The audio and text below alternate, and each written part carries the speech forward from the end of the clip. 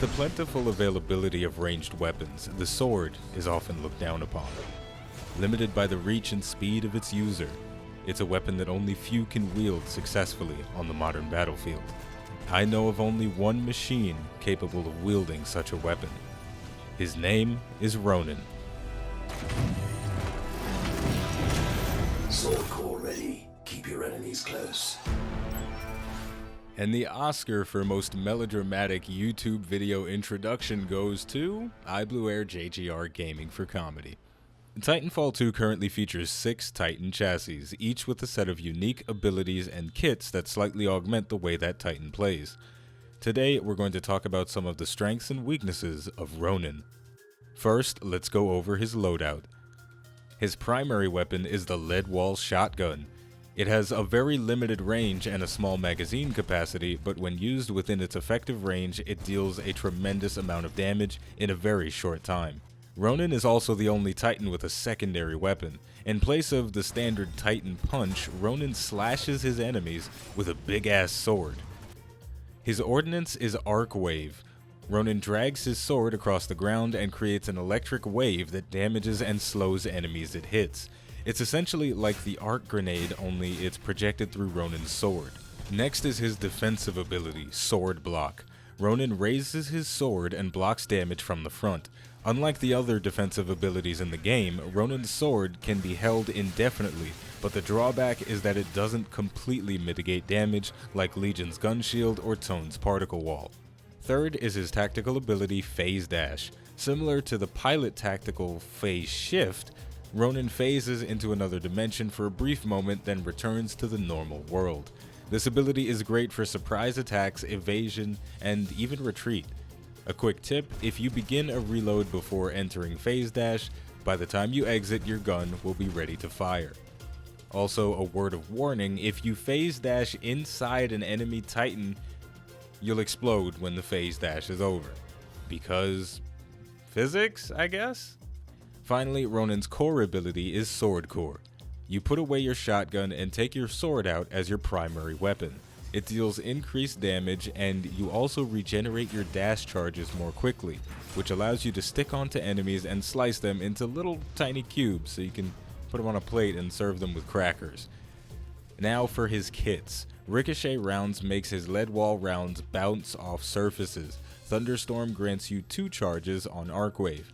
Temporal Anomaly reduces the cooldown on Phase Dash, and Highlander empowers your sword core. Killing enemies while the core is active increases its duration. Now let's talk about how to make use of all this stuff on the battlefield. Despite what his description says, Ronin is one of the more difficult Titans to play because of his choice of weaponry. Although extremely effective at close range, Ronin's armaments are virtually useless at the ranges in which the other Titans operate comfortably, which means if you try to go after Titans alone, even if you have an advantage in health, you run the risk of getting destroyed. Thankfully though, Titanfall 2 is a team game and thus you have teammates. Now, I know most of the time your teammates will consist of at least one douche that thinks he's the best in the world, one guy that's clearly sucking on a brick, and a third member that's obviously high. There's nothing wrong with that. But there's at least one guy that you can rely on, and you should. Working with friendly Titans, whether it be another Ronin or one of the other 5, will greatly increase your chances of success. On that note, using your team to your advantage is the best thing you can do when playing as Ronin.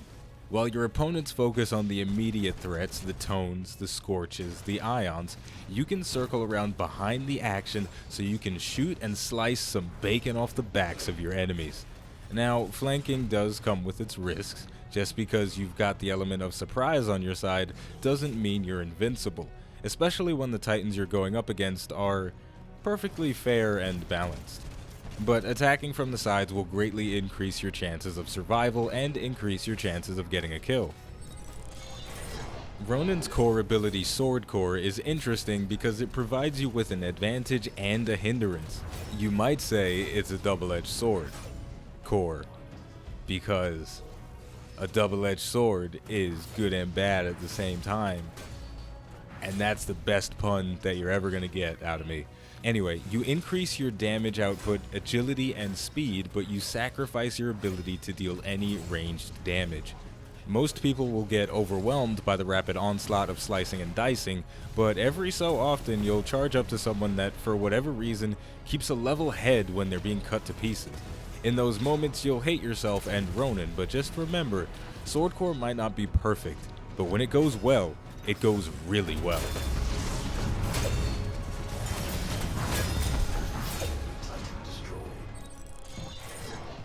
One of the difficulties of playing as Ronin is figuring out when you can take it all or when you'll wind up with nothing. It's very possible for you to completely outplay enemies and take them from 100 to 0, but because of your limited health, one misstep will leave you in ruins. Also, even the fights that you know you can win, you can guarantee that you'll take out the enemy Titan, will leave you battered and bruised, often more battered and bruised than you'd like to be. Let's take a look at what I mean. Even when you're being cautious and going for the fights that you know you can win and running from the fights that are unfairly stacked against you, you can still wind up on the bad end of things. I have the majority of my cooldowns available to me except for Swordcore, and I'm chasing after an enemy tone, but I'm getting severely punished by all of the tracking rockets, the 40mm cannon. The damage is just adding up tremendously, and I went from having a pretty much full bar of health to now being doomed. I did manage to secure a kill with the help of my teammate, but still, was that really worth it?